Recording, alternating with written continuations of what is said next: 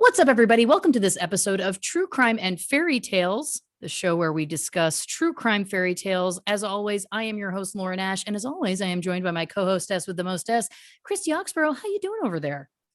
I'm great. I'm excited to be here. First time. Not the first time on the show, but the first time on this show. So I'm living for it. Listen, this is the inaugural episode, True Crime and Fairy Tales, and I could not be more excited. I have done the research. I stirred the batter. Yeah. And I'm excited because I know that you don't know a lot about this case. I don't know. I mean, I've heard the name, but that's about it. Well, listen, I live to give. This is what we do. And we're so glad. This is, of course, a Patreon exclusive. We're so glad that you're here. And we hope to maybe enlighten some of you about a case that I feel like doesn't get enough attention, if I'm being honest. I could not be more excited. Bless it. Well, I think we should just jump right in because I do have a lot of notes. Big surprise. Ash has a lot of notes.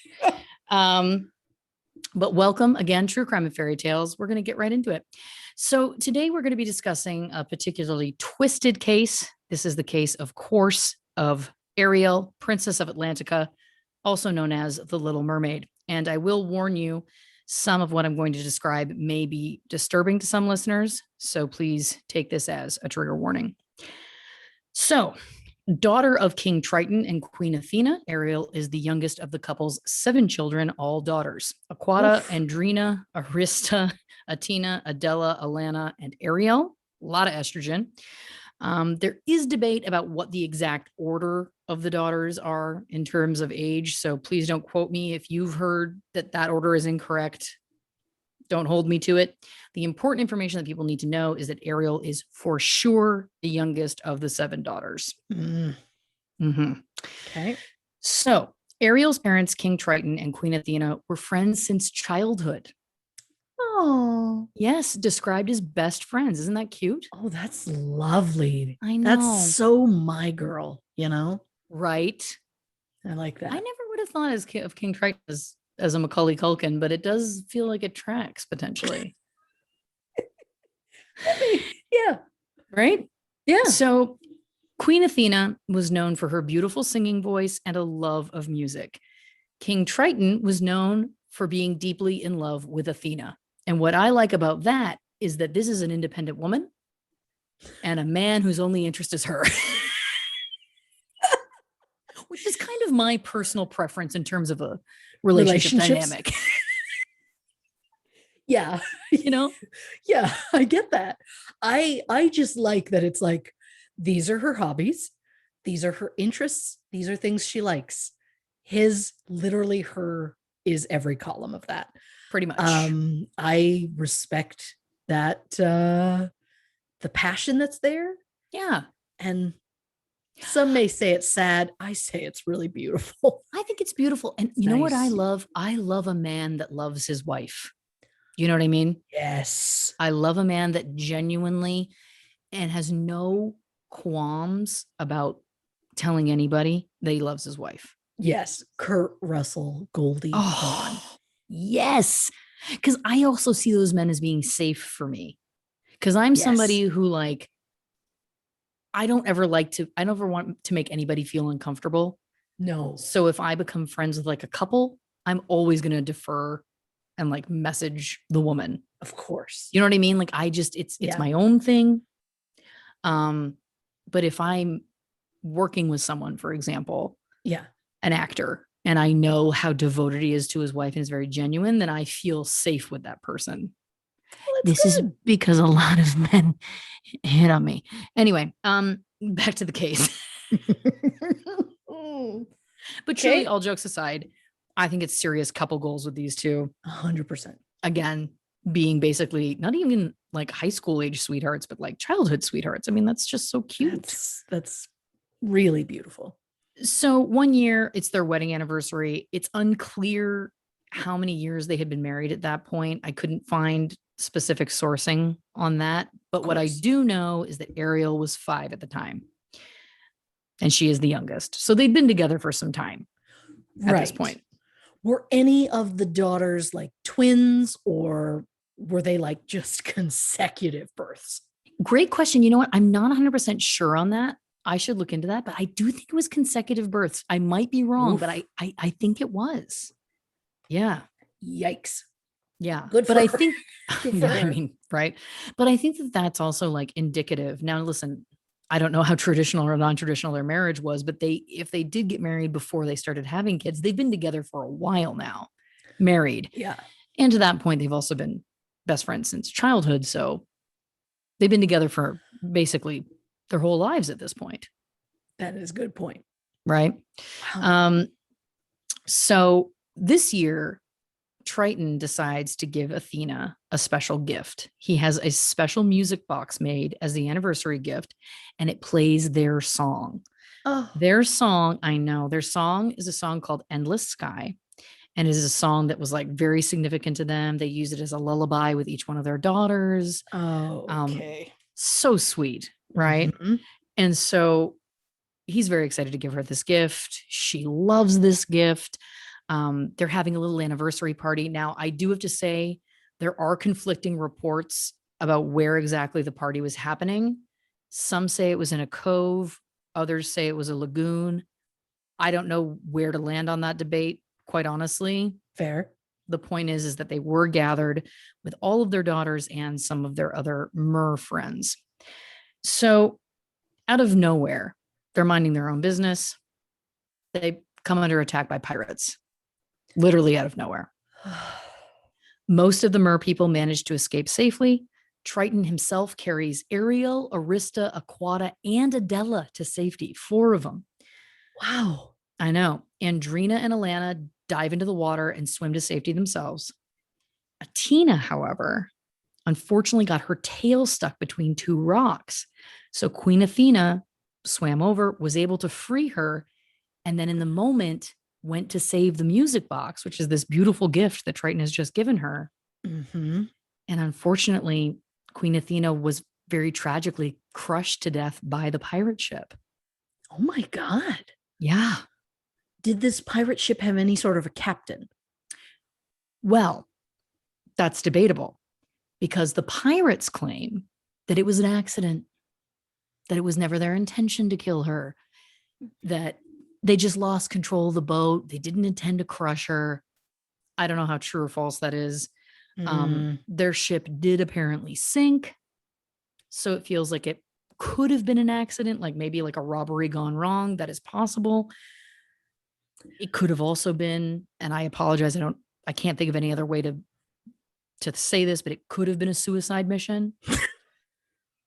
I'm so sorry. Uh-huh. I don't know. Like if they're trying to take her out. Yeah. I don't know.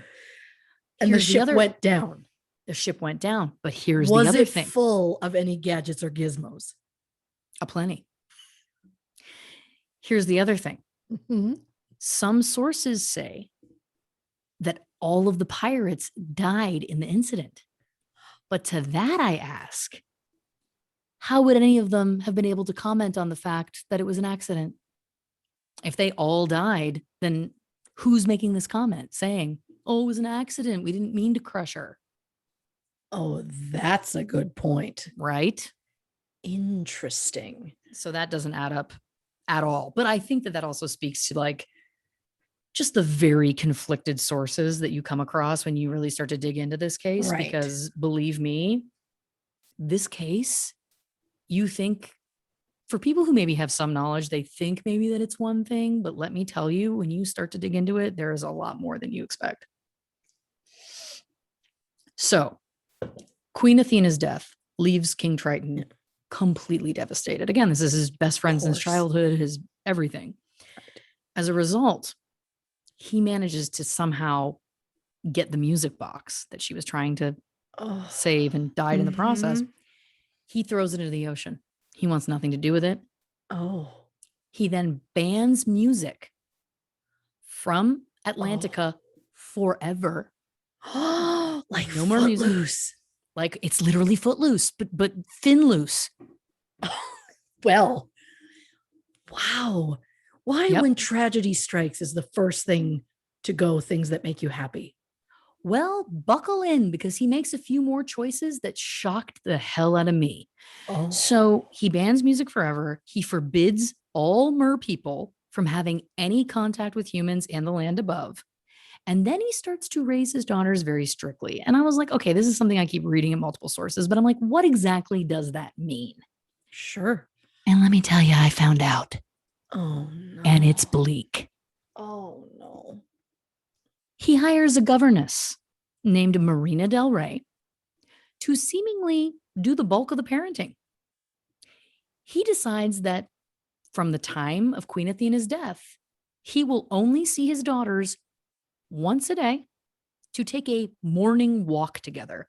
And he kept referring to it as a walk, which was odd to me because it's technically a swim. I mean, they don't have legs, but anyway. Yeah, I was going to question how he threw something into the ocean when he already is there. So I just assume he threw it even further into Yeah, the I don't know ocean. whether it was like, it must have been up and out of the water because it's hard to throw underwater. It is. It is. Yeah. But Anyway, so Triton wants them to do the same thing every day, which is basically they take this short, quote, walk together in silence, and it's not up for discussion. Wow. So on one morning, on one occasion, this happens every morning. On one occasion, Ariel suggests they do something different. She's bored for 10 years. Every morning, the only time they see him is for this very short, silent walk, and that's it. Okay. So she suggests they do something different, and it did not go over well with her father, King Triton. He was very offended, did not take kindly to the suggestion, basically shot it down in a way that felt like a bit of an overreaction. You know what I mean? Like it was like, okay, you don't have to like what she's saying, but you also don't have to be like super aggressive. Sure. So they go on the walk that same day. She loses the battle. Fine. Ariel, who is, a kid, she's like 15 at the time, but she's had a rather sheltered upbringing since she was 5. Of course. She's feeling like she's in a playful mood. She's bored. She doesn't want to do this. So she takes a piece of seaweed and kind of innocuously just tickles her sister with the seaweed. Siblings, kids. Of course. You have kids. Yes. Right? Yes. King Triton proceeds to lose his mind at her, screams at her, and then as a punishment, makes her do manual labor for the rest of the day. Wow. He's like, you're on barnacle duty, and basically makes her like chip barnacles off of these like pole things for the rest of the day because she tickled her sister with seaweed. Oh, come on. I mean, I'm sorry, but that to me, again, and we'll get into more about him and that, but that to me just feels like a big overreaction. It wasn't like they were even like getting into trouble or causing that much of a ruckus. Red flag. I'll say it. To me, red flag. So even though King Triton banned all of the music forever, Ariel and her sisters inherited their mother's love and talent for music. Oh. So at one point around this time, Ariel is around 15, like I said, Triton catches the daughters, all of the 7 sisters, listening to music. Oh. He locks them up in the palace, basically turning their bedrooms into prison cells. Oh my God. Yeah. Because they listened to music one time after 10 years with no music. So it's not like, you know what I mean? Like it was like, it's been 10 years. They cheated once. And then all of a sudden he's like, you're forbidden to leave. You're basically prisoners in your own home. And there was a group of other sea creatures who had been playing the music live with them. He throws them all in like a dungeon. Wow. Yeah. I didn't even warnings. Think there would be a dungeon. I didn't either. And I was like, this feels like an extreme reaction, especially after a decade. Is this palace somewhat like phallic shaped? Here's the thing. I never saw any photos of the outside of it. Oof. Okay. I know. I just get a really strong like phallic vibe from Triton. Yes, I do too. And I think that later on, I think you're onto something, because I do think that he was in a place that kind of looked like that. But at this Right. time, I couldn't find any pictures of the exteriors. I will say that the inside Interesting. was very bleak, especially of that dungeon. Oh, Yeah. So eventually, this is the even wilder part. So after all that punishment, all that effort, eventually he allows music back. just like flips a switch. Flips the switch. Ah, well, it's almost So, as though that little incident with his daughters reminded him of how much he missed music. well, what happens is Ariel happens to find the music box. She escapes. She doesn't want to be kept in her room, Of course. finds the music box, and tries to bring it back to him, just to remind him, like, remember how amazing our lives used to be when mom was alive, and music and whatever. And then that does inspire him to allow them to have music back in Atlantica, which again, the ban had been lasting for 10 years. Wow. But then this is what's interesting to me. So you've banned all music of all forms for 10 years. Yeah. And then you switch so far that you're allowing your daughters to start singing publicly as like a random girl group. And not only are they performing publicly as a girl group, but they're singing a song. Their main song is called Daughters of Triton. Oh my God. Come on. I mean, doesn't that feel like, I'm sorry, but I just don't feel like that makes you not seem like a narcissist? Oh, he's absolutely a narcissist. It's like, oh, you can sing again, but it has to be about me. I don't know. That Oh, just seemed, I don't know. It just, again, red flag. I'm you're building a maybe that's a case. yellow Yeah. flag. But again, yes, exactly. I'm laying it out. I'm laying it out.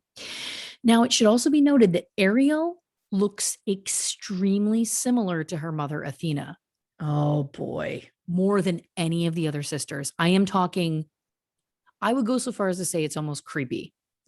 Oh no. Identical. They also wear the same color shells, which feels odd. Oh. Could it be that she's wearing shells passed down from her mother? I have to believe that that's what it is, but it's just Okay. weird because it's like, why aren't you wearing ones passed down from your 6 older sisters? Yeah, that's It a just good feels point. like, are you trying to look like her? Are you being dressed to look like her? I don't know. Oh, I don't know. interesting. I don't know. Yeah.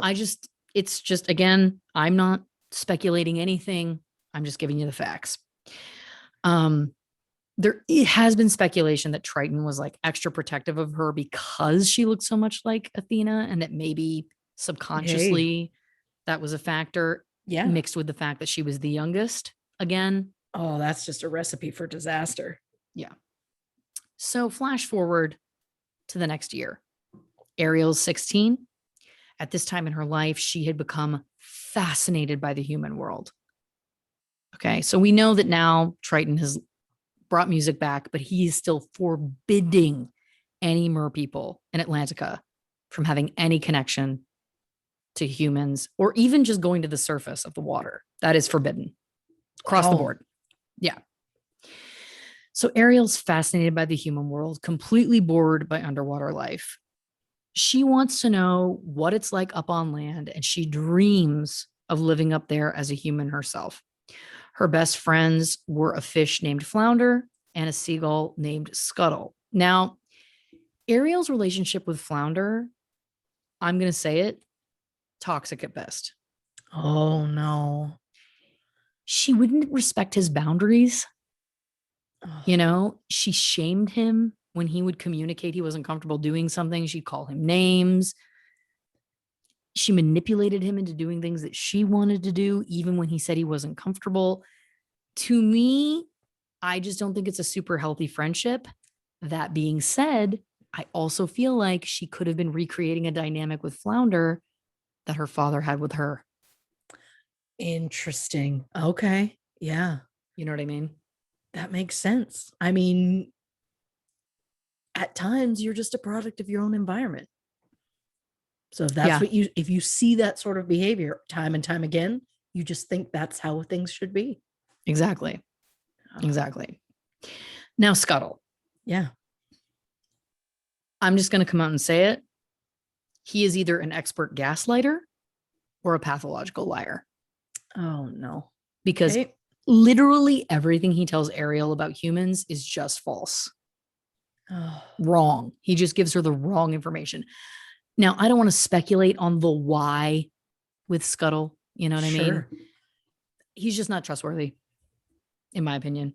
Is it possible that he's working on behalf of Triton, saying negative things to keep Ariel away from the humans because humans are how her mother died, and he's trying Well, to avoid that? here's the thing. It isn't necessarily that he's speaking negatively about the humans. It's that he's just giving her false information. So Okay. he'll tell her that like a certain item has a different name, or he'll refer to something by a word that's made up. Oh. Okay. And then it's like, what does he get out of that? I mean, is it possible um that he's just not overly bright? I think that is a possibility. I might be giving him too much credit. I don't know. It's possible. I mean, it is also possible that there's something he's trying to manipulate her in some way. In I think it could be a manipulation, unless I'm also, here's the other thing. I should also say, I don't know that English is his first language. I don't know Okay. if she speaks bird. Right. I don't know if there's maybe like a communication breakdown happening. So Lost in maybe translation. Sure. could be. It could be. I don't know. Hmm. Now, Ariel's favorite pastime was collecting human artifacts, which she kept in her grotto. Anything humans discarded became her treasures, which basically means she collected garbage and kept it on display, which is really sad when you think about it. I mean, would you consider any of it to be like a who's it or a what's it? She did. Of course. She did. Well, is like she was there when her mother was attacked by humans, so I find it fascinating that she was so fascinated by humans. She was there, but there's no confirmation that she saw it. Interesting. She may have, but there's no confirmation that she did, Right. because Triton got her out of there. It's possible she did, but it's also possible that she didn't. And I don't know. He shielded them so much. I don't know how much she even really knows about that situation. She was 5 at the time. That is a good point. And like after, did she still at this point have this nanny? Was there anyone in her life who was trying to like keep her in line? Well, this is the thing. The nanny was around until she was 15. Yeah. And then the nanny like went crazy with power, suddenly wanting Sebastian's position. I'll get to Sebastian in a minute. Sebastian was a crab that was basically like King Triton's like number one, like right-hand man, right-hand crab, whatever. Sure. Right claw man. Right claw man. Thank you. Yeah. But she just kind of like had a bit of a breakdown and then faded away. But isn't it Right. also interesting that Ariel was the youngest at 15 and Triton still had a full-time nanny caring for all of those girls? Yeah. Is there The oldest would have been in her 20s. is there another reason he wanted the nanny around? Like, is this a Sound of Music situation? No. Obviously without the music because they weren't allowed, but like, was he into the No, nanny in some he was way? not into her. So he just specifically didn't trust his daughters to live their own lives as adults. Correct. And he didn't seem to be interested in parenting them in any way. He wanted to like Wow. give some discipline, and that was about it. So he's interested in the negative emotions, but not in any of the positive ones. Pretty much. Wow. So, you know, the other thing I should say about Scuttle, now that I'm thinking about this too, because when you think about like Ariel is collecting human trash and keeping it like it's the Hope Diamond, Sure. which is sad. maybe Scuttle was trying to make things sound like they were more valuable and important than they were to like be supportive of her. Like, I don't know. Maybe I've misinterpreted him. Oh, She's hoarding trash because it gives her hope for a better life. And maybe he's trying to help her dream that dream. I don't know. yeah, that could be. It just is the saddest thing I've ever heard to me that it's like literally something that somebody threw away is like holds so much value to her. It's just so sad. Oh, So there's this big All Hail King Triton musical review show that all seven daughters are set to perform. Of course, they're performing the Daughters of Triton number, and it's going to be Ariel's public singing debut. wow. But during the show, it's time for her entrance, and she is nowhere to be found. Oh, no. Triton, of course, immediately jumps to anger. Now, I know I don't have children, but I would be worried that maybe something happened to my child. I don't know that I would immediately go to anger. Yeah, I would like to think your initial reaction would be concern of where they are, as opposed Right? to how come you're not singing about me? Right? We're all here celebrating me. Why aren't you here celebrating me? Yeah, exactly. Hmm. And the truth is that she was kind of in danger at the time. At the time, she was searching a sunken ship for those sad human artifacts that I was referencing that she collects with Flounder, her sad best friend. Yeah. And after narrowly escaping being eaten by a shark, they swim to the surface to show Scuttle the things that she had found. And that's Yeah. when Ariel realized, oops, I was supposed to be performing in my father's propaganda show for the first time. And she, of course, swims home. Right. So when Triton finds out that Ariel missed the Praise Be to King Triton show because she was at the surface talking to Scuttle, he yells at her in a way, in my opinion, too harsh. That's my opinion. Right. As she swam away, Triton is very distraught. And so he checks in with his advisor, of course, his right claw man, the crab Sebastian, asking if he was too hard on her. And I just want to say, like, if you have to ask if you were too hard on your kid, you were probably too hard on them. Yeah. I also have the question, is it possible the ship that she was searching was the pirate ship from the beginning? Could have been. That sunk. I mean, Could have been. That's disturbing to think about, revisiting the crime scene of your mother's death. And not even knowing. Oh, yeah. It's overwhelming when you start to unpack it. You know what I mean? yeah. So Sebastian basically says, that he, he advises Triton. Sorry, there it is. I feel like Sebastian's probably scared of Triton because Triton is like a huge guy and Sebastian's a tiny crab. So I get it. Of course. But this is the direct quote of Sebastian's. So Triton is basically like, oh, I don't know. Was I too harsh? Was I, too much? This is what Sebastian says. If Ariel was my daughter, I'd show her who was boss. None of this flitting to the surface and all that such nonsense. No, sir. I'd keep her under tight control. Oof. That paints a picture for what Sebastian is like. I mean, assuming he's not just, trying to suck up and being like, nope, this is exactly how I would do it. Yeah, and I have no idea. I don't know anything about that. It's a great point. But to me, it's just like, you can also say like, no, you were fine. Like, why take it that extra level? Why not say like, oh no, sir, you were totally in the right. Not a problem. Why be like, I would go further. Yeah. Because guess what? It inspired Triton to go further.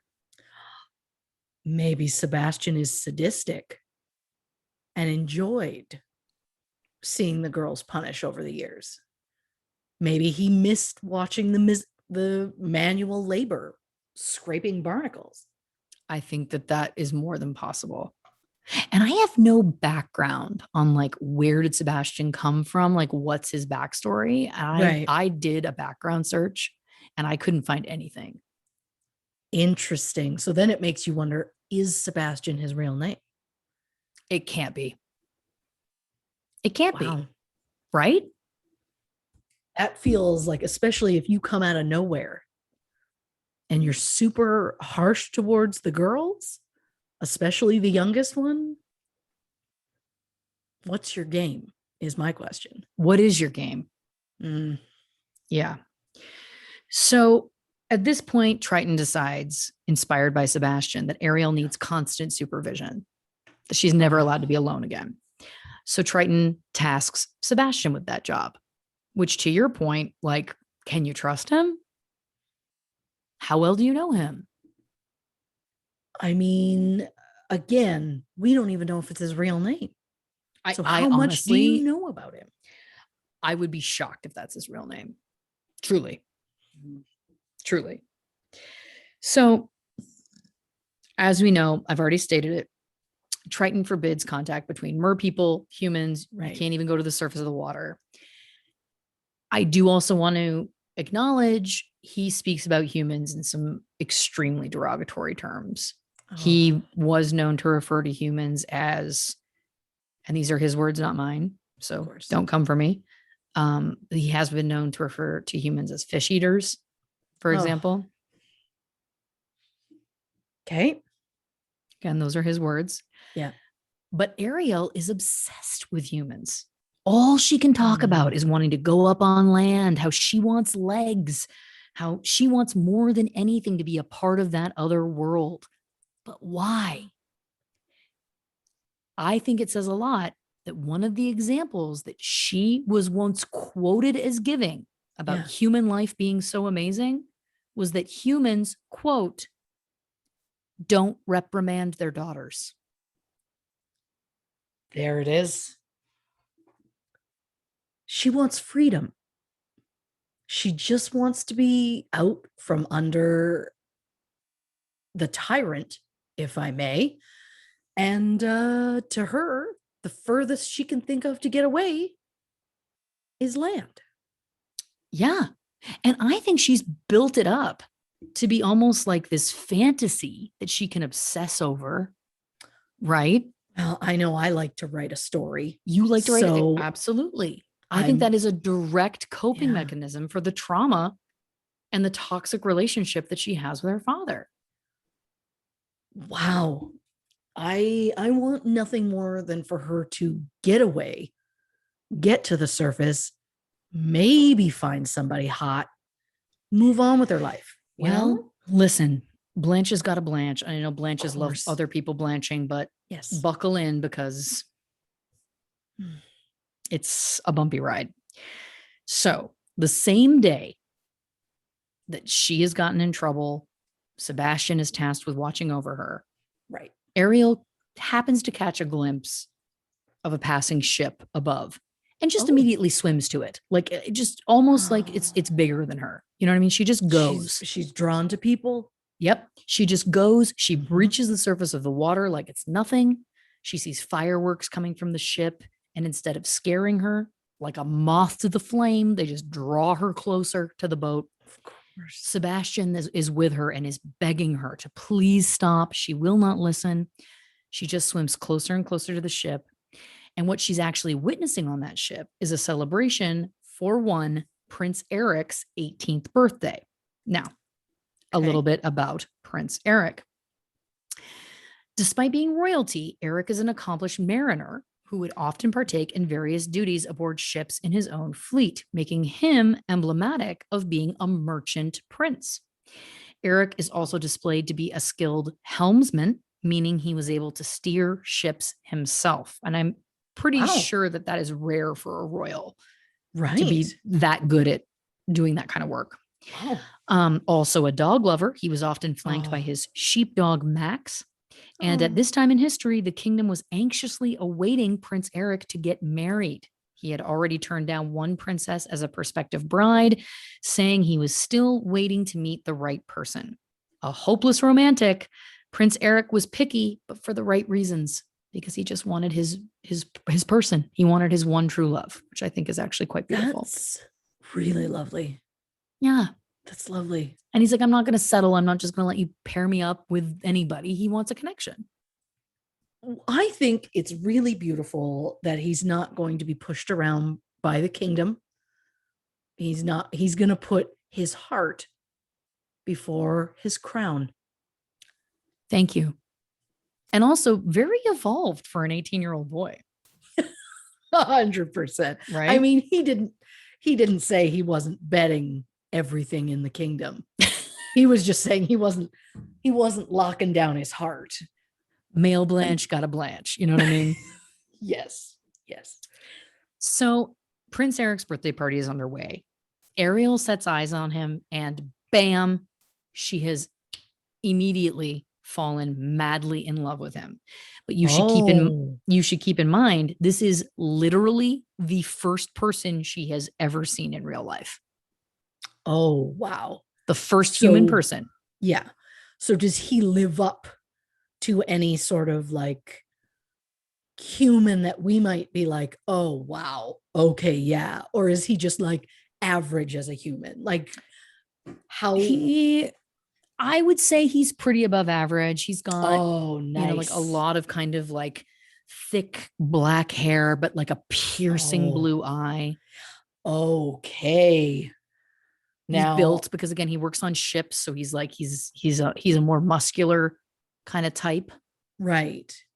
As long as he wears a button down, because I've always found a button down to be really. He does. Oh. Well, okay. He's kind of like a beefed up Jared Leto with black hair. Okay. As long as he's Jared Leto and not Jordan Catalano, then I wish Ariel the best. Right? Yeah.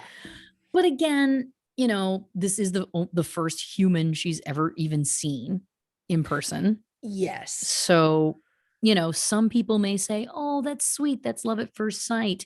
I say that's a potential sign of a mental health issue. Sure. Yeah.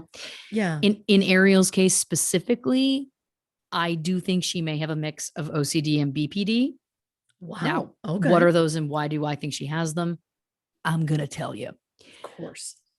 Most mental health professionals believe that borderline personality disorder, or BPD, is caused by a combination of inherited or internal biological factors and external environmental factors, such as traumatic experiences that occur in childhood.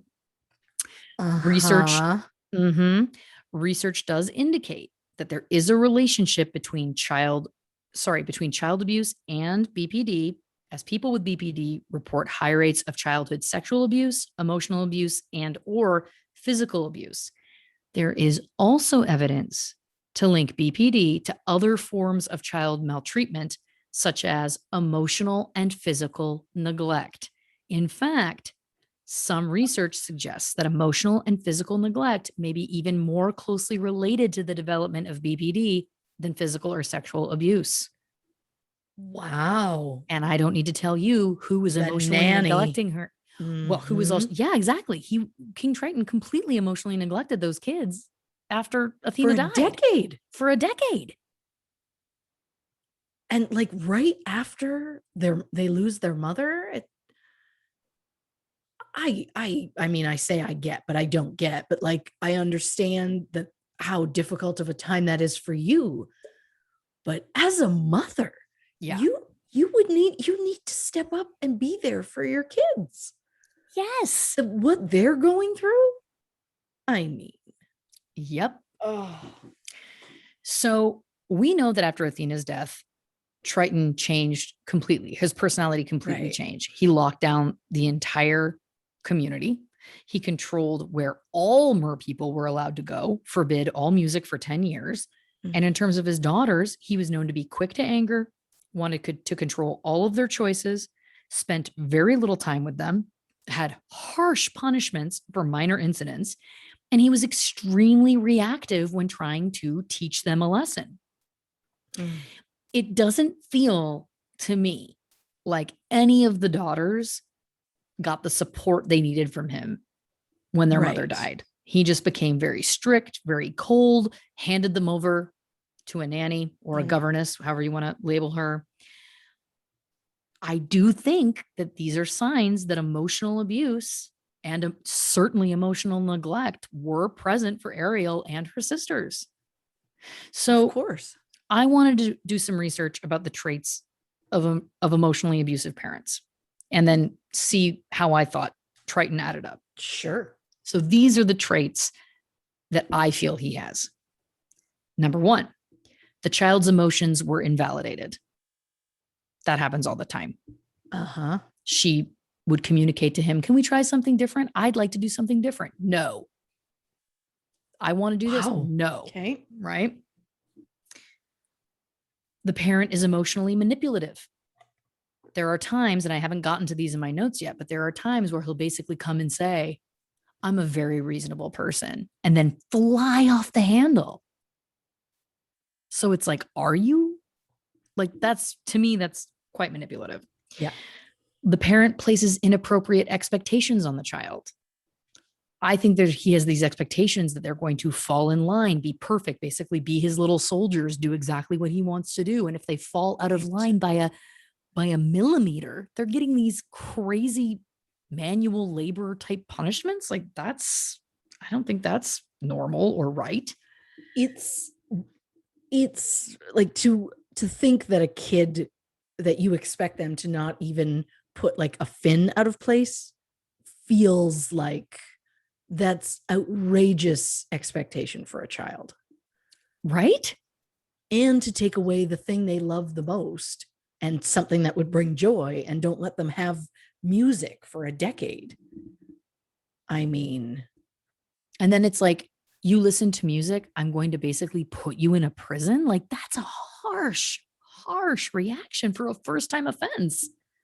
oh, absolutely. We've talked about cases that have had worse offenses and gotten no punishment at all. Right? And this, I wouldn't even say that she did anything wrong. It just, Yeah. I mean, he needs to keep his emotions in check. Yeah. The next three, to me, I think he has all of these, and I don't even need to explain. The first is the parent doesn't apologize. He doesn't.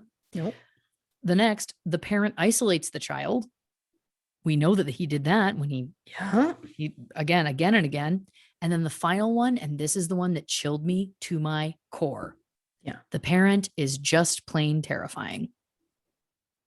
And I'd say that his behavior with those kids, specifically Ariel, and the way he's yelled at her and screamed at her over little things. Especially when he's such a large man.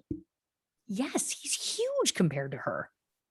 I mean, I just feel like between the trauma of losing your mother at such a young age, and again, like I said before, she could have witnessed it. She could have seen it. I don't know. Right. But adding that into the mix, and then having your remaining parent change on a dime, do a complete 180. Yeah. Completely become this domineering taskmaster who barely spends any time with you. You've just been passed off to a nanny. It to the point that it makes you want to literally escape to another world. I just think that to me, there's something here. Happy children don't tend to obsess about running away to a completely different place where they would never see their families again. Do they? No. And then that is now making me wonder, was it really love at first sight, or was it, hey, I find that attractive and that also looks like my ticket out of here? Really great point. Now, listen, we're going to take a very quick break because there's so much more to get through on this episode of True Crime and Fairy Tales. And frankly, I need to hit the can. So stay tuned. We'll be right back with more True Crime and Fairy Tales, Ariel, Princess of Atlantica. Welcome back to this episode of True Crime and Fairy Tales. Of course, we are talking about the truly twisted case of Ariel, also known as the Little Mermaid. I was just talking again about truly the trauma that I feel she and her sisters experienced at the hands of her father, King Triton. And also now I just want to get into why I think that she could have a dual diagnosis of OCD and BPD. So I'm just going to go through very quickly some of the symptoms of BPD and why I Sure. think they apply to Ariel. First of all, impairment in identity. A person with BPD may feel non-existent or unsure about their identity or role. They may feel like they don't know who they really are as a person or what they believe in. I mean, that speaks. I mean, I feel like that's so literal. It's like Yeah. she wants so badly to be somewhere else, to be someone else. And she doesn't even know what that is. She doesn't really know anything about humans. Yeah. She's trusting the like little things that Scuttle tells her they're not true. And I just feel like that speaks to the fact that she doesn't know who she is, but she just desperately wants to be anything else, you know? Oh, that's sad. It's very sad. The next is unstable relationships. People with BPD may fall in love quickly, believing that each new person is the one who will make them feel whole, only to quickly be disappointed. Relationships either seem perfect or horrible with no middle ground. I would say, I don't know, claiming to be madly in love with someone that you've only seen once for seconds to the point that you'd be willing to do anything for them could Yeah. probably count in this category. And we'll get Sure, more into yeah. we'll get more into that in a few minutes. But the next is impulsivity.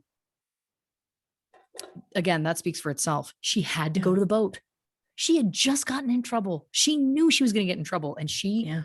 swam. She ignored everything, just Right. impulsively had to get up there. And then she becomes obsessed with Prince Eric, the first human she's ever seen, and does anything to try and be with him. Again, we'll get to that in a second, but again, very impulsive to me that it's just like, yep, I love him now. Yep, there's nothing in my life but him. Feels impulsive. A little soon. Quick to commit. Yeah. The next is self-destructive behaviors. Someone with BPD may actively engage in harmful, sensation-seeking behaviors, especially when they're upset.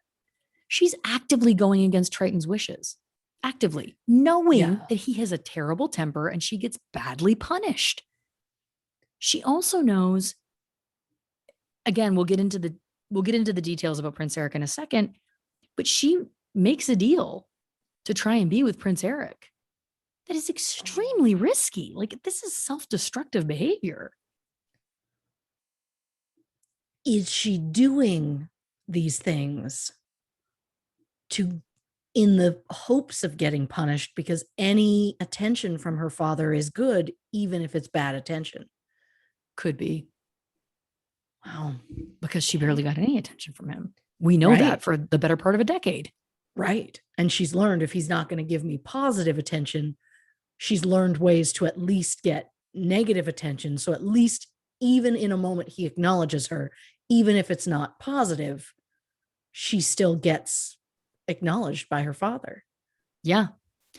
And that brings us seamlessly rather to the next point, which is fear of abandonment. How does that connect? I'm going to tell you. People with BPD are terrified of being alone and being abandoned. Something as innocuous as a loved one arriving home late from work or going away from a weekend can trigger intense fear. It can prompt frantic efforts to keep the other person close. I see this with her and Flounder. Why is she forcing him to come with her when he doesn't want to? Why is she forcing him to stay? You've got to do it. Yeah. Let's do it. She'll make fun of him. She'll shame him. She'll do anything to keep him close. To me, that feels like it's along these lines. And why? I think the answer is, of course, she has a fear of being abandoned. After her mother died, which in a sense is a non-literal abandonment. Sure. Her father just pawns her off on a stranger.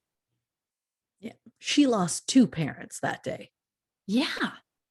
And then anytime she does something that he doesn't like the music thing, they get locked into rooms like they're jail cells. I mean, that would make anybody fear abandonment. It's like, if I do anything wrong, you're going to put me away, lock me away. To me, again, I think that there's something here. Anyway, just a speculation. And then the final one that speaks to me about her is feelings of emptiness. She feels like the only way her life could be good is if she alters literally her own species. And that says to me that if you feel like you have to change everything about yourself in order to be happy, literally requiring literal magic, you're trying to fill a void within. You were literally feeling empty. I would also go so far as to say, is this why she collects human garbage? Because she needs something to fill the void, her emptiness. It's like you've seen my notes, because that literally transitions into the next point. Yes, because that transitions into why I think she doesn't only have BPD, but I also think she has OCD. Okay. Some people present with both. Patients who have both showed more frequently aggressive obsessions and hoarding and control compulsions. Oh, well, she's already proven the control compulsions. She can't stop herself. She sees the ship, she's gone. Yeah. Also, she had gadgets and gizmos aplenty. Who's its and what's its galore. Oh. She had 20 thingamabobs. Think about that. But guess what? What do you do with that many thingamabobs? It's people only need one thingamabob at most. But who cares? No big deal. She still wanted more. Oh. That's a hoarding mentality. I'm sorry. It just is. And a little known fact is people think about OCD as being obsessive hand washing, counting things, having little rituals. Sure. And that can be the case. But it can also manifest in behaviors that are like hoarding. Wow. Obsessive compulsive symptoms are also considered intrinsically related to borderline psychopathology.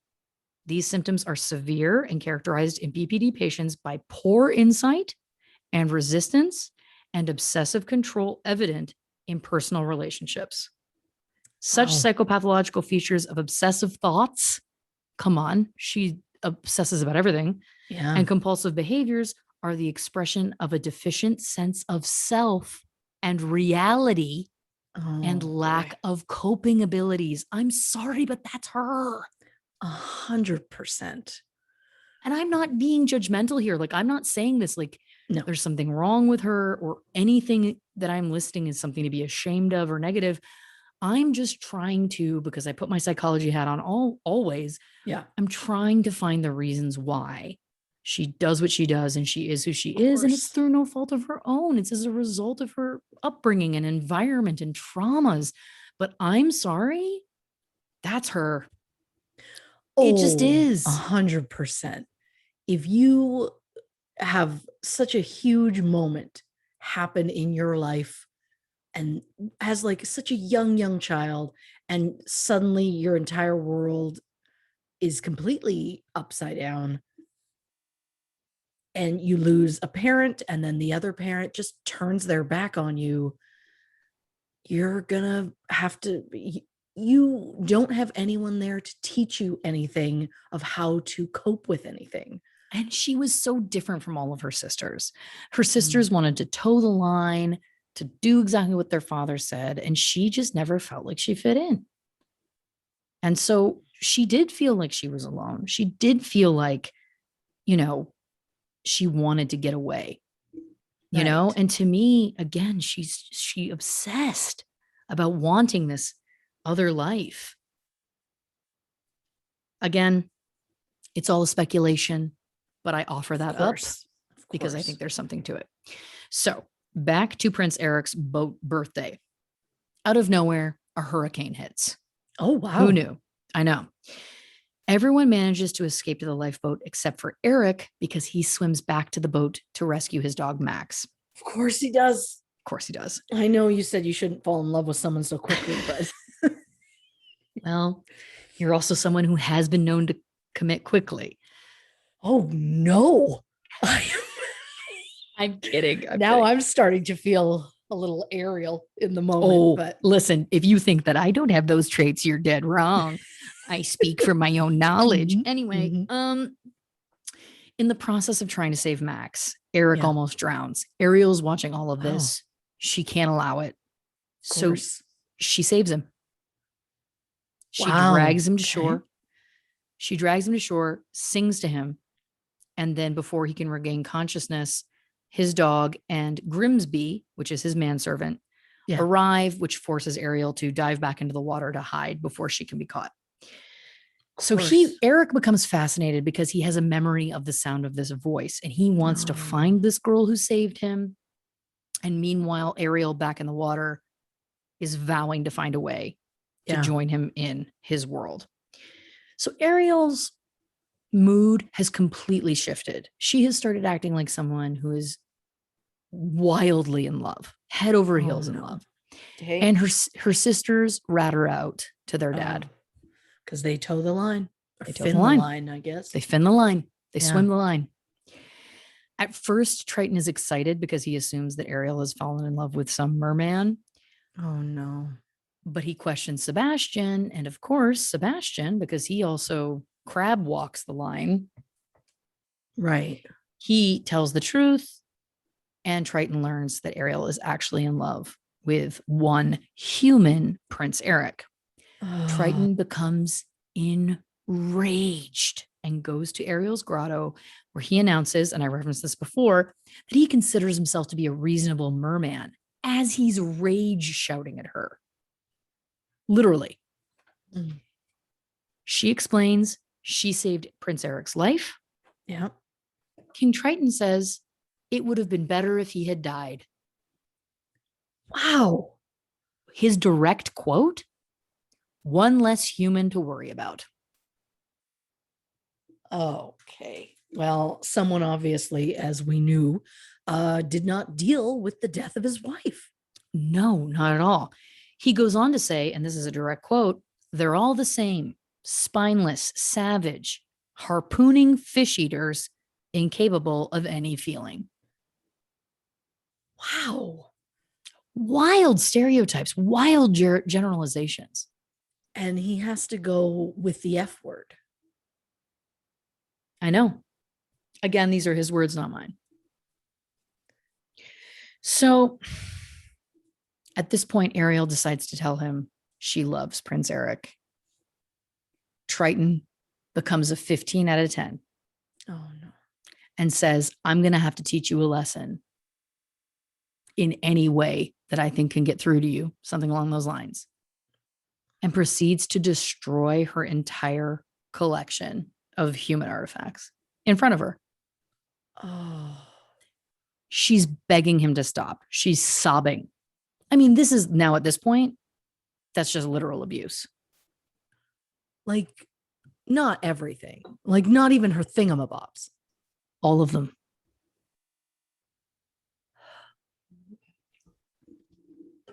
That's just the gadgets, cruel. the gizmos, all of it. It's beyond cruel. It's like he learns that he's lost control of her in the way that he sees fit. So he decides to exhibit his power and control by destroying everything she loves. Wow. To teach her a lesson. And I'm sorry, but that's another example of an extreme reaction to something that she's done that he just doesn't like. And this time it's escalating to involve an act of violence, because that is violence. Destroying property, especially when it's property that is a keepsake or something, you know, sure, it's garbage, but to her it's a treasure. You know what I mean? Like, I'm sorry, that's very dark. I think that's very dark. Triton leaves. 2 eels named Flotsam and Jetsam show up to convince Ariel to pay a visit to Ursula, the sea witch. Ursula is a half woman, half octopus creature, and she ends up making a deal with Ariel. She agrees to transform Ariel into a human for 3 days in exchange for Ariel's voice, which Ursula puts in a nautilus shell that she wears around her neck. Within these 3 days, Ariel must receive the kiss of true love from Prince Eric. If Ariel manages to get Eric to kiss her, and it's a kiss of true love, she will remain a human permanently. If she does not, she will transform back into a mermaid and belong to Ursula. Ariel accepts this truly terrible and beyond risky deal. I want to file this under both impulsive and self-destructive in the BPD list. Because how do you make a man fall in love with you when you can't even speak to him? Well, great question. Great question. Not in a way that you should want to be with that man. No. What is it being built on at that point? Yeah. You can't talk. You can't have any conversations. What are you building it on? And Blowies? really, Like, thank you for your usage of blowies. you know what I mean? Jokes Yeah. aside, it's like, what are you building it on? Yeah. And really, now your goal it wasn't see if you can learn something about him, about who he is as a person. It's see if he'll make out with you. Yep. Which then it's just the whole thing is built on just being physical. 100%. And we know she needs the emotional because she's been ignored, that like she's been devoid of that for her whole life. Oh, yeah. 100%. So Ursula takes her voice. Of course. But she's given her human legs and gets taken to the surface by Flounder and Sebastian. Eric finds Ariel on the beach. She obviously can't speak. Yeah. But he takes her to his castle, unaware, of course, that she is the one who had rescued him earlier. They can't communicate through talking, but somehow they spend time together. And at the end of the second day, they almost kiss. Wow. Yeah. Okay. Which, I don't know. But they get thwarted by the eels, Flotsam and Jetsam, because Of course. Ursula doesn't sign deals that she can't win. Ariel's too naive to know this. But obviously, Ursula sees that she got near success, so sent in the eels. And then at that point, she realized, well, I'm going to have to kick things up a notch because she's almost succeeding at this whole thing. So Ursula disguises herself as a beautiful young woman named Vanessa, who appears on shore singing using Ariel's stolen voice. Stop it. Because she knows that Eric will recognize the song. Of course. And then he's just going to assume that's who saved him. And then automatic boner for that girl. Ignore the girl he almost kissed.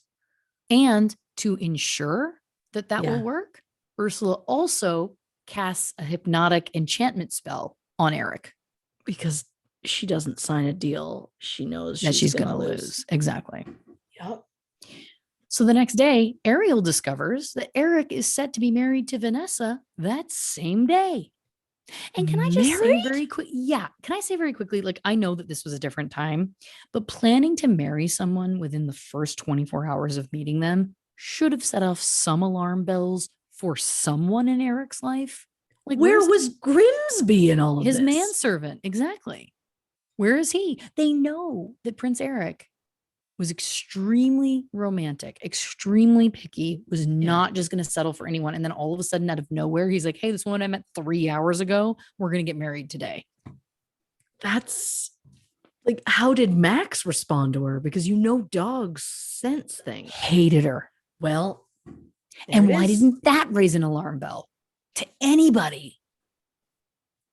Why is nobody having any sort of real talk conversation with Prince Eric? He's a prince of the people. He's helming ships. You can talk to him. I'm hoping this is going to a better place than where it's going. It does and it doesn't, honestly. Oh, okay. So Scuttle, obviously remember, Ariel's seagull friend, happens to discover that Vanessa's true identity is Ursula. So immediately finds Ariel and tells her. She makes her way to what has been described as a wedding barge. From the photos I saw, it looked kind of like a simple boat with a tent on it. But I guess, I don't know, I wouldn't personally want to get married on a barge, but maybe that's all they could get on short notice. I don't know. Scuttle disrupts the wedding with the help of a bunch of various sea animal friends. Of course. And in the chaos of that, the nautilus shell around Ursula's neck, which contains Ariel's voice, gets destroyed. Oh, okay. So that restores Ariel's voice back to her, and it breaks Ursula's enchantment spell over Eric. In this moment, Eric realizes that Ariel is actually the girl who saved his life, and he rushes to kiss her, but it's too late because the sun is setting on the third day, and Ariel transforms Oh, back into a mermaid. It's seconds too late. of course. Now, I just have to say, I have seen footage of what happens in this moment, and Ursula basically has transformed back into her normal self, half woman, half octopus. Sure. And she pulls herself across the deck of that boat. And it is chilling to watch. She's literally, it's like the stuff that would give a child a nightmare. She's pulling Right. on her like forearms, but then like her Oh. big tentacles behind her are just like waving and dragging at the same time. Right. It's just unsettling. It's something I can't unsee. Do you know what I mean? Right. It's like if I I close mean, my that eyes, I see it. is, it is something that we deal with Doing the show. when we do the show. Yeah. It's just an unfortunate side effect. It's a cross to bear for sure. Yeah. Yeah. It was awful. So anyway, she grabs Ariel, jumps back into the ocean as if Ariel hasn't gone through enough at this point. My God. But in the meantime, Sebastian, sure, he's a yes man, but he ran to tell Triton what was going on. So once Ursula and Ariel go through the water, Triton's waiting. Great. He demands Ursula release Ariel, but she explains that the deal Ariel made with her is irreversible. At Ursula's urging, Triton agrees to take Ariel's place, giving up his trident to her, which is, of course, all of his power. Wow. Okay. Yeah. Someone's so for a finally really stepping deadbeat up to be a dad, father. yeah, Yeah. Ariel is released as Triton transforms into a polyp, and Ursula declares herself the new ruler of Atlantica. Now, I have to say, Wow. this moment had to be extremely depressing for Ariel if she ever stopped to think about it or reflect on it, because it's proof that she was just a pawn in a much larger game for Ursula. Like, Ursula didn't care about Ariel or her beautiful voice or whatever. Right. Ariel was just a means to an end for her. So why did Ursula so desperately want to take this position from Triton? Was she simply power hungry? Maybe. But is it also because multiple sources have confirmed that Ursula is actually King Triton's sister? No way. Yeah. Oh, I thought you were going to say she was the nanny. No. Okay. Someone got passed over for the throne. So, when Ursula and Triton's father, Poseidon, died, the pair were given equal share of the sea plus 2 magical items. Triton received the trident, while Ursula received the magical Nautilus shell. The two were supposed to rule the seas together. However, Ursula's greed and use of dark magic to try to usurp Triton led to her getting banished. It's unclear who exactly their mother was, but there's rumor it was Amphitrite. However, there's no record of when or how she died, if she was involved in these decisions or not. There's really not any information about her in regards to Ursula and Triton. So it's said that Ursula once lived in Atlantica and was made queen by her brother, King Triton. However, she was banished along with their other younger sister, Morgana. Oh, right. There's a third sibling. Well, so Ursula and Morgana were banished because of their cruel ways. And because of that, that's the reason why Triton's wife, Athena, became queen. So it was supposed to be a queen and a king that were not married, but because they got banished, his wife became queen. Okay, yeah. And yes, there's a third sibling who I will get to in a minute. So even though Ursula was banished because of her own bad behavior, sources say that King Triton was horrible to her. Horrible. And that doesn't surprise me, knowing what we know That checks. about him. The only person, it is reported, who was ever kind to Ursula was Queen Athena, Triton's wife. Of course. But Ursula had such a grudge against Triton, she was willing to do absolutely anything to get back at him, like killing Athena. Uh-huh. Some sources say that the pirate ship that killed Athena was actually controlled by Ursula. There was no pirates involved at all. Well, that would explain why they supposedly all died, but yet someone was like, it wasn't our fault. Wow. Okay. So she was willing to kill the one mer person who was ever nice to her in order to get back at Triton, which to me is like psychopath level, no remorse or empathy level shit. Right. Now, my question is, where was Morgana in all of this? Was Ursula really working alone, or was Morgana her accomplice? And why, if there were 3 siblings, did Poseidon only give powers to 2 of them? Oh, that's a great point. Right? So I dug into Morgana. Of course you did. Morgana is very thin and slender. She looks more like a squid than an octopus, but she does have 8 tentacles instead of 6, like a squid would have. Interesting. She is younger than her sister Ursula, and her skin and the undersides of her tentacles are green instead of purple like Ursula's are. She has green eyes, red lips, a mole on the left side of her mouth, and her hair is longer than Ursula and has pink streaks. Now, when Morgana was young, she was often criticized by their mother for not being as talented as Ursula. Her mother apparently openly preferred Ursula. It's unclear about the banishment, about where Morgana came in. Some sources say she was, others say it's unclear. Sebastian the Crab did refer to her once as Ursula's crazy sister, which makes it seem like she had probably done something in the past to earn some level of notoriety.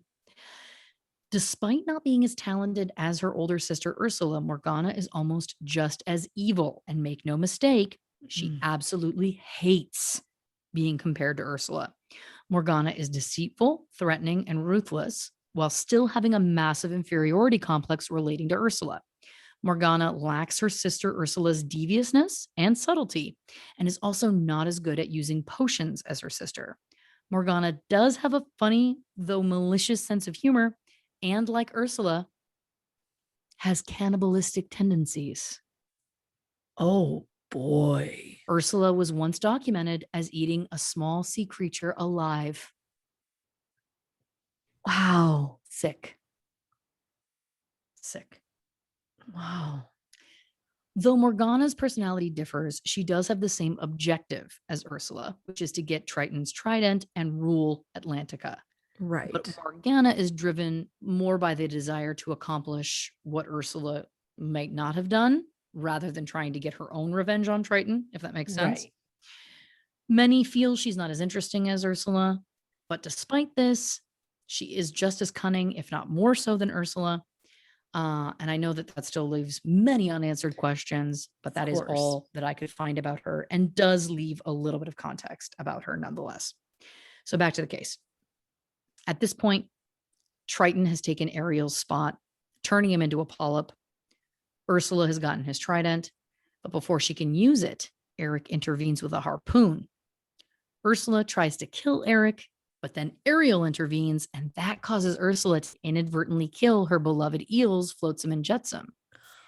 This enrages Ursula, and she uses the power of the trident to grow to a monstrous size, like a Stay Puft Marshmallow Man style. Wow. Size. Okay. Yeah. So Ariel and Eric reunite on the surface of the water just before Ursula grows and towers over them. She then gains full control of the entire ocean, creating a storm and bringing sunken ships to the surface. Just as Ursula is about to kill Ariel, Eric commandeers a wrecked ship and kills Ursula by impaling her with its splintered bowsprit. Sailing term side note. I like it. The bowsprit of a sailing vessel is a spar extending forward from the vessel's prow. The prow, from the French word "preux," Thank is the you. forwardmost part of a ship's bow above the waterline. The terms prow and bow are often used interchangeably to describe the most forward part of a ship and its surrounding parts, which leads me to the question of why would anybody ever use the word prow when you could just say bow and everyone knows what you're talking about? Anyway, Yep. Mm-hmm. Ursula is now dead, killed by Prince Eric. Wow. Triton and all of the other polyps in Ursula's garden revert to their original mer people forms. It's a beautiful Sure. thing. In this moment, Triton realizes Ariel truly loves Prince Eric. And so Mhm. Triton willingly changes her from a mermaid to a human permanently and approves her to Wow. marry Eric. They then get Wow. married on a ship. So let's just remember that at the time of their wedding, Ariel and Eric have seemingly never had a real conversation. Ariel has had to give up her entire life and literally change everything about who she was, including her species, in order to be with him. Wow. All Yeah. while she's 16 years old. Think about Wow. that. She's too young to be making those kinds of decisions. I don't think anybody should be deciding at age 16 No. those kinds of, what she's going to Right. do for the rest of her life, who she's going to be with for the rest of her life.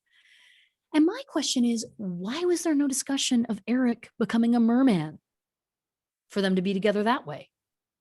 Why did she have to become a human? That's a great point. Regardless, Because Ariel, Triton doesn't want someone, he doesn't want nobility in the sea to take his place. good point. Very Mhm. good point. Well, and buckle up for this detail. At the end of the wedding, Ariel hugs King Triton and tells him that she loves him. And he does not respond. Oh my God. Heartbreaking. Just be a father. Be a dad. Be a dad. Be better. Okay. 2 years after they get married, Ariel and Eric have a daughter named Melody. When Melody was first born, a party celebrating her birth was interrupted by none other than Ursula and Triton's vengeful sister, Morgana. Oh, She attempted to feed baby Melody to her shark named Undertow to Oh try my and God. force Triton into giving her his trident, but she failed. As she escaped, Morgana threatened to return and have her revenge on everyone, but mainly Melody, the baby. Yeah. Wow. Yeah. 12 years later, Ariel is now 30 years old and orders her daughter Melody never to go into the sea. Oh, well, if this isn't an interesting web we weave. The cycle continues. Yeah. But Melody disobeys Ariel because the apple never falls far from the tree. Mhm. Morgana sends Undertow her shark and her manta ray's cloak and dagger to bring Melody to her lair. When Melody arrives, Morgana offers her a plate of dead sea creatures to eat. Literal Oh. cannibalism. It's just this family. Mm. Anyway, I don't know if that was a power move. Anyway, it doesn't matter. It's just truly chilling. Right. So she then transforms Melody into a mermaid using Ursula's last magic potion because Morgana's not really good at potions on her own. Right. Morgana then turns on the fake tears and lies to Melody that her trident was stolen. Obviously, this is referring to King Triton and his trident. Right. And she tricks Melody into stealing it back for her from her own grandfather that I guess Melody has no relationship with or any knowledge of. If she's not allowed to go near the water, how's she ever going to see him? 100%. And so my question is, did Ariel set a boundary because of her relationship with Triton?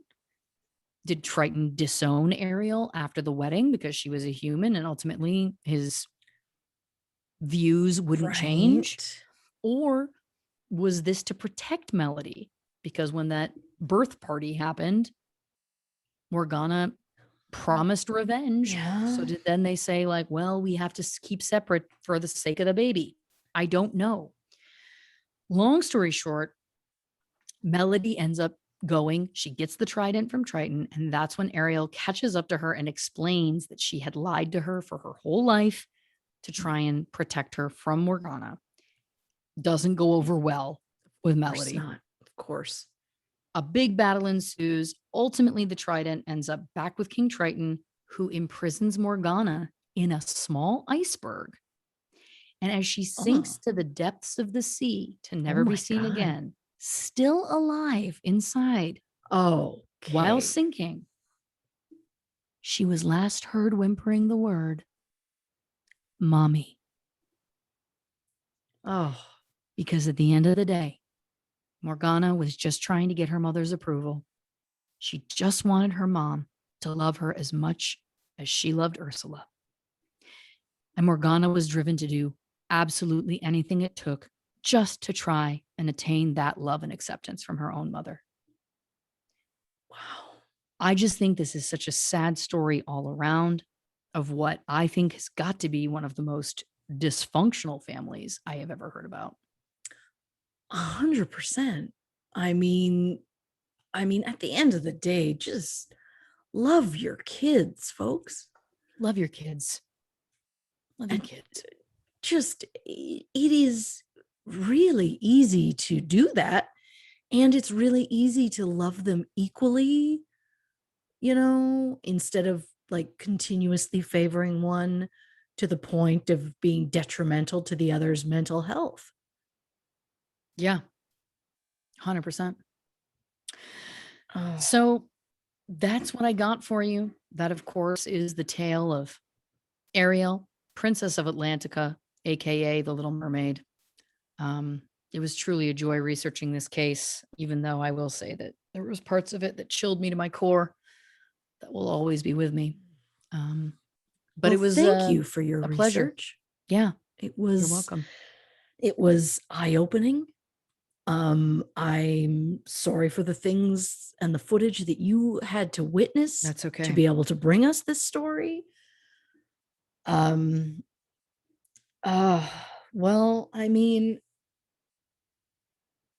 I just find in the end that I'm just feeling so bad for the sisters who didn't get the love or attention that they really needed, both the ones who turned evil and then the other ones who basically just raised themselves. Yeah, because the other thing to remember is Ariel's the one who got out. The rest of them didn't. Right. And I couldn't find any sort of follow-up information about them. Oh, I mean, yeah, it's tough. Heavy stuff. Heavy stuff, heavy stuff. But thank you, dear patrons, for listening to this inaugural episode of True Crime and Fairy Tales. We hope you enjoyed it. We so appreciate you being here on Patreon. And we hope you'll join us again for another episode of True Crime and Fairy Tales when we discuss another true crime case that some may know, some may not, but I'll always find the details that will truly shock us all. Yeah. Do you want to say goodnight to the people? Good night, people. Good night, everybody. Sleep.